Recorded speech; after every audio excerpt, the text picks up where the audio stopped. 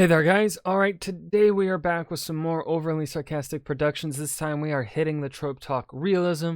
But before we dive in and before I start a couple-minute ramble at the beginning of the video, make sure you go and check out the links in the description box below. I would love it if you joined the Discord and followed me over at Twitch.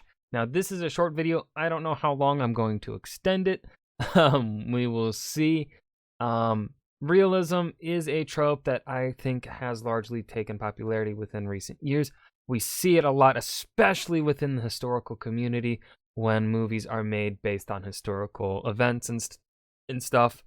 And we also see an outcry of people wanting realism in their fantasy books as well.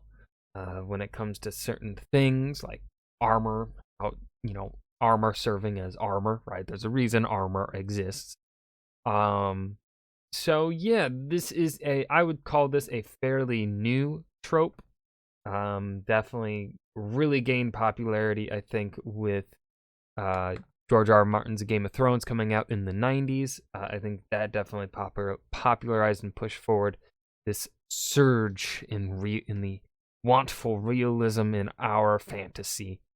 I think it has a place. Of course, the rule of cool overrules all.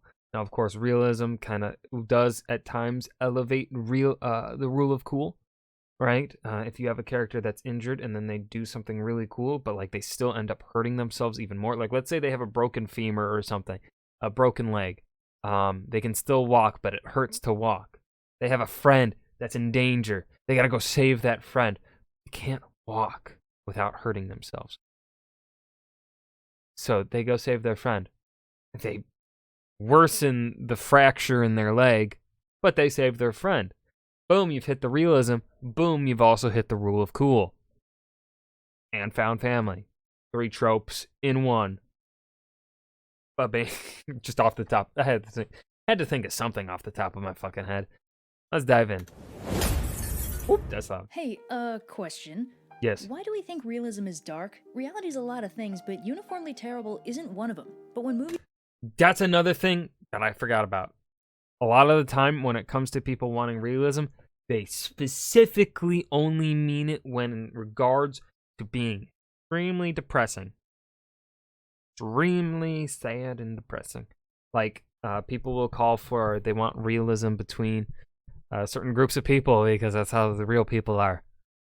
Sometimes fantasy is escapism and the author didn't want, that sort of reality in their fantasy world, right? It's totally okay. Like some authors don't want violence towards certain groups, like a certain sex. Even though it may be realistic, people want escapism, Movies or comics strive for realism. It's just why I also hate whenever someone online talks, like, ultimately, in technicality, I am a fan of the realism trope, right? Because as I said, I want characters to experience, like, the real side effects of war, typically. So long as it's, there's a certain line where you don't want to take things too depressing, right? I feel like as an author, like, J.R. Tolkien did not write a sequel to The Lord of the Rings, which would have been set during Aragorn's son's reign of Gondor, because as he started writing it, he was like, "Oh, this is depressing," and then gave up on it. Right? He wrote like the first 13 pages or something like that, and then gave up on it because it was like, "This is going to be too depressing. I don't want to write that." So ultimately, it's up to the author. But also, as I was originally saying, whenever I see people talking about it online, complaining about lack of realism or shit like that, I immediately tone them out and don't really give a fuck for anything else that they say, because a lot of the time they're cringy. It's just a lot of the time another problem that this trope has is that sexist, racist people kind of latch onto this one because they feel like it gives them a justification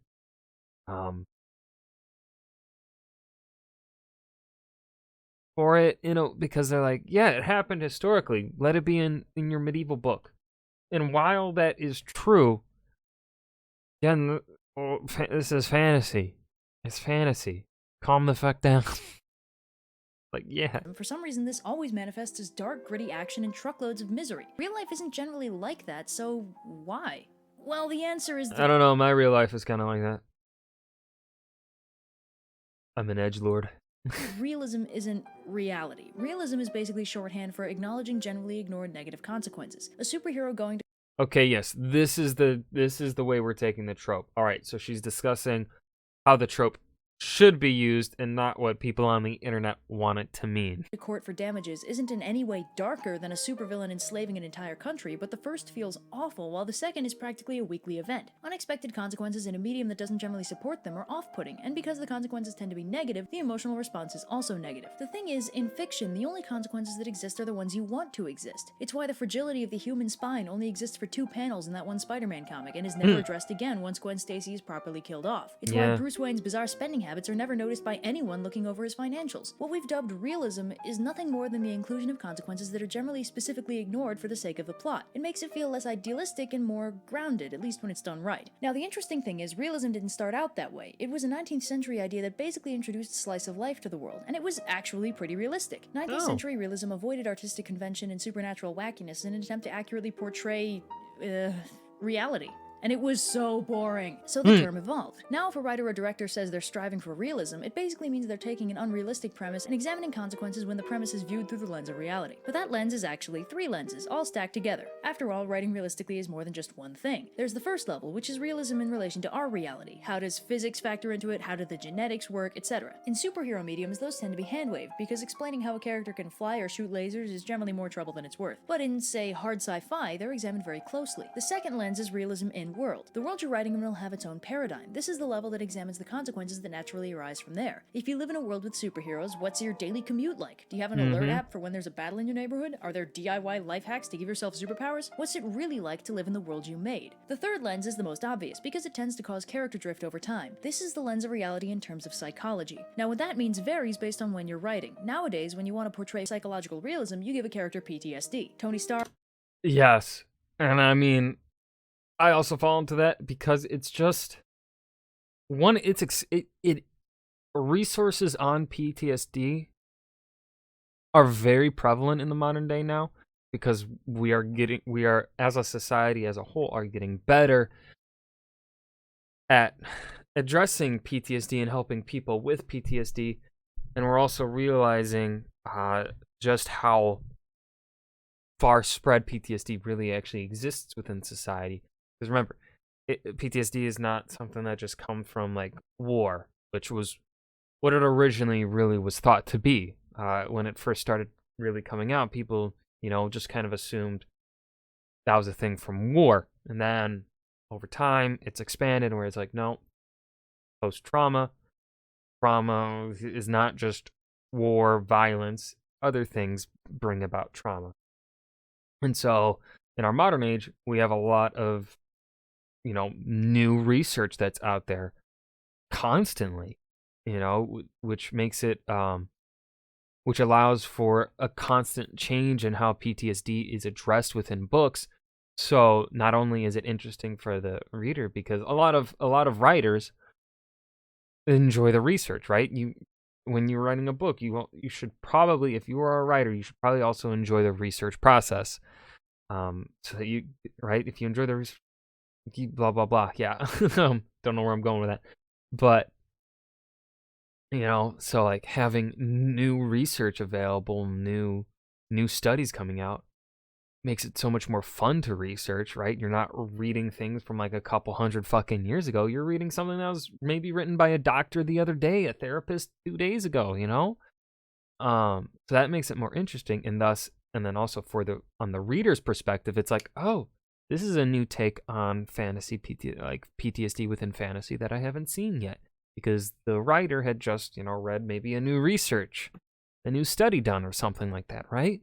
So PTSD gets a pass with that, because it's just so readily, the information around PTSD is so readily available, and also I think a disproportionate amount of writers may also have PTSD. That is an unfounded study, an unfounded claim that I'm just stating right here. No research, just an assumption and a guess. But if a real study were to be done, I would love to know the results of that. What are some other psychological stuff that's taking part? And I think Brandon Sanderson has been doing this pretty well. You know, he's been looking into different mental health kind of things and introducing characters with different mental health like things in his characters. You know, I can't name any like illnesses or whatever that specifically. I just know that he's done a pretty good job of it, and he does a bunch of he does his research on it from what I can tell. So yeah, you know, we're getting a wave of psychological realism has been getting, I think that's something that's been getting more popular within the last 10 years. I want to say 10, 15 years, I think. Batman, police detectives, even kids' cartoons have been examining it. Before PTSD, the go-to psychological issue was alcoholism. Again, Tony Stark and hard-boiled detectives. In fact, it's kind of the modern fashion to give your characters PTSD after they've been through something sufficiently rough, and you can see that most strongly in the character of Batman because it's a new development. Batman as a traumatized vigilante haunted by the death of his parents is a recent thing. It sounds crazy because, of course, having dead parents is Batman's most recognizable trait, but in his initial characterization, he wasn't traumatized, he was motivated. He went through something horrible and decided he would devote his life to guaranteeing that nobody would have to go through something like that ever again, by dressing up like a bat and punching crime in the face. The modern version, where the death of his parents haunts him and twists him into a night-stalking monster, is recent. And you know something? This is all Alan Moore's fault. Much as I appreciate the Killing Joke, it unintentionally sparked the idea that deep down, Batman and the Joker were the same, that they were both broken men, driven by a personal tragedy beyond the limits of sanity. But Alan Moore didn't mean for that to be the takeaway from the comic. In the Killing Joke, the Joker is wrong. His premise, that all it takes is one bad day to become exactly like him, is blatantly disproven, both by Jim Gordon and by Batman. And you know what? Comparing dressing up like a bat and fighting crime to repeated acts of domestic terrorism, each with absurdly high body counts, is not fair. One of those things is psychotic, the other's a thing that every kid wants to do. You decide which is which. The idea that Batman does what he does because he's cracked completely defeats the purpose of his character. He does what he does because he knows what it's like to be powerless, so he takes it upon himself to be the power that helps the powerless. A good sign of whether or not your Batman is being characterized properly is as follows. Could you picture this Batman comforting a scared child? If yes, congratulations, this is a certified Batman. If not, I'm afraid you instead have the Punisher in a silly hat. And speaking of Alan Moore, let's talk about Watchmen. Why is the music so loud? That book is single-handedly responsible for realism being modern shorthand for grimdark and misery, where grimdark is a blanket term that covers amorality, gratuitous violence, and a general bad time for all involved. See, whenever a book becomes popular to an unprecedented degree, it either spawns off a genre of imitators, or alters its existing genre for the same reason. It's popular, so people want to do what it did. Watchmen was a miserably unhappy re-examination of a bunch of thinly veiled DC XPs, where Alan Moore sat down with the character premises and thought through what they'd actually do. Dr. Manhattan is a literal physical god with perceptions far beyond the human norm. He sees the universe on a scale no one else can match. So he's weird and distant and terrifying, but when explicitly reminded of his inhumanity, he flips out, because on a very real level, he misses being human. Rorschach stares into the abyss and it breaks him, causing him to abandon all pretenses of humanity and become the Mask. Ozymandias, the smartest man in the world, sees the darkness of humanity and, rather than breaking under the strain, constructs a solution that, for the alleged good of humanity as a whole, sacrifices both his own morals and 50% of New York City. A good chunk of the book is devoted to showing us the failure of humanity, the dregs of the population, all that nasty stuff. It looks like the pinnacle of modern grimdark, an onslaught of misery and realistic examinations of the dark face of humanity.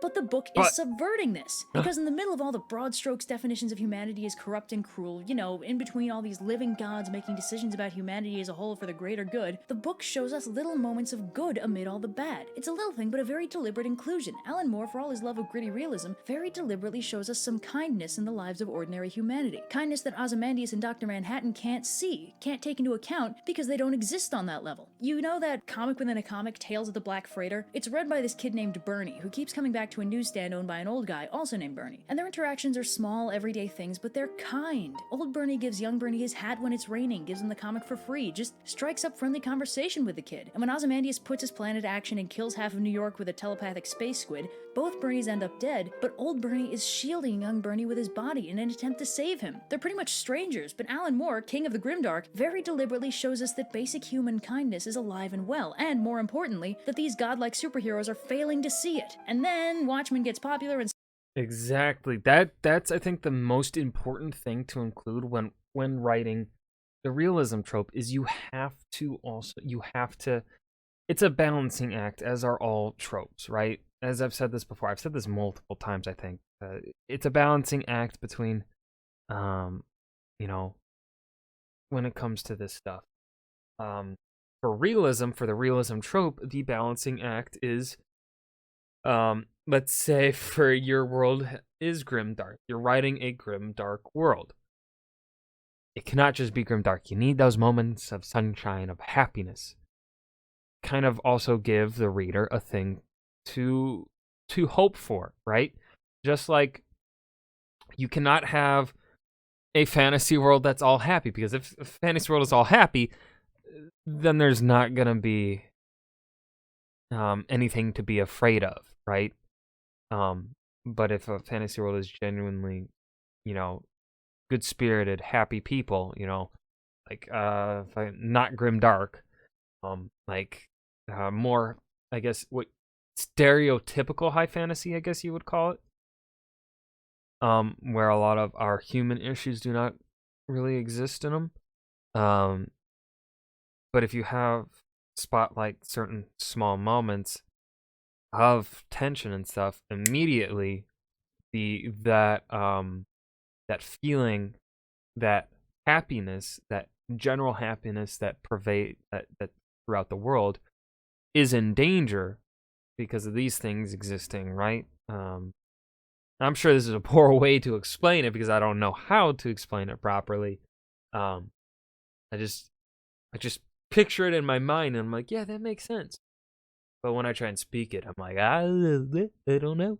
And suddenly DC is Grimdark City because all these writers missed the point. They thought they were emulating Watchmen, but Alan Moore didn't write Watchmen as a self-indulgent angst fest on the failure of the human condition. It was an examination of the flaws in superheroism as seen through the lens of realism, of ordinary humanity. But instead we get angsty superheroes completely failing to remember why they superhero at all. Not to open up a can of worms or anything, but let's take a tentative look at the DC cinematic universe, specifically their portrayal of Superman. This is a superhero who has never shown a motivation to protect humanity. It honest to God feels like the writers forgot to give him a reason to do what he does. In Batman v Superman, it's supposed to be a big thing that the people have turned on him and he loses his public favor, but we've never seen any evidence that he had public favor. We never see any ordinary people doing anything that had convinced Superman that they were worth his time. Everyone is a jerk. His parents tell him not to help people because the world's not ready for him, and then they tell him not to help people because they don't owe him anything, and frankly, all we see are people being angry and ungrateful for reasons the movie forgets to solidly establish. When did this become humanity? When did this become Superman? Well, the answer is when we decided that realism meant everyone had to be a terrible person all the time. Superman is the hero that inspires the world to be better. He can't do that if he himself is not better. And if they wanted to tell that story, they could. They could have Superman as his usual paragon self dealing with a world where the entire human population is at its lowest point. Selfish and greedy and ungrateful and all that good stuff. And then Superman doesn't give up on them. He still saves them, even if they don't thank him, because Superman is the hero that saves everyone. And that inspires them to be better because he's leading by example. But because the reality is grimdark filter is so strong, we don't get that Superman. We get a grumpy, emotionally destitute bargain bin Batman who begrudgingly saves humanity with no regard for casualties and no motivation to protect humanity beyond his girlfriend. And that's another thing. One of the tenets of modern realism is that all motivations have to be petty. In Man of Steel, Superman travels the world looking for a purpose in life and finds one when he runs into Lois Lane. Sure, his alien dad tells him he was sent to Earth to guide its people, but that's not a motivation, it's a stated purpose. Hey Superman, why do you save people? Well, my dad told me to. No,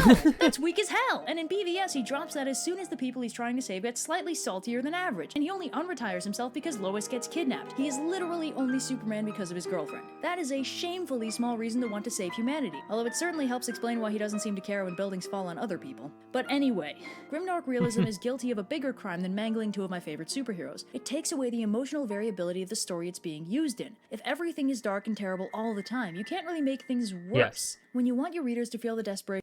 Exactly, right? You have the opposites of the spectrum here. Grimdark realism, when everything's terrible, then why should I read? Why should I read and hope for change, right? I want to be able to, like, even if let's say it starts off horrible, right? Let's say the plot of the story is doomed hero. We go back to the doomed hero here. We combine the doomed hero. A doomed plot, let's call it. You're starting off with a grimdark story.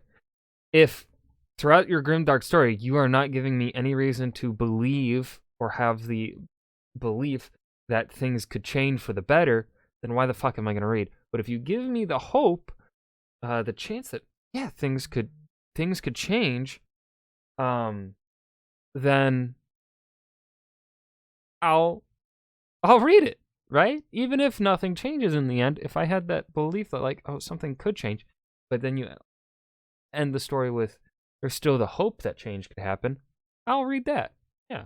Of a situation gone way bad, you can't. There needs to be some hope in the world if taking it away is supposed to mean anything. A non-stop parade of misery is inevitably going to overshadow the one moment you really want to make your audience feel bad about. Let's regress back to middle school for a minute and do a little compare and contrast over here. Right now, our dueling examples are Batman v Superman and the Batman Beyond movie Return of the Joker. Now in BVS, the obvious wham moment is the death of Superman. I mean, it was the biggest deal in DC Comics for a really long time. He's the symbol of hope for an entire world. His death has to hit the audience where it hurts, right? Well, I can't speak for everybody, but this is a rough recreation of my reaction the first time I watched that scene. I love you. Okay. No, Clark, don't.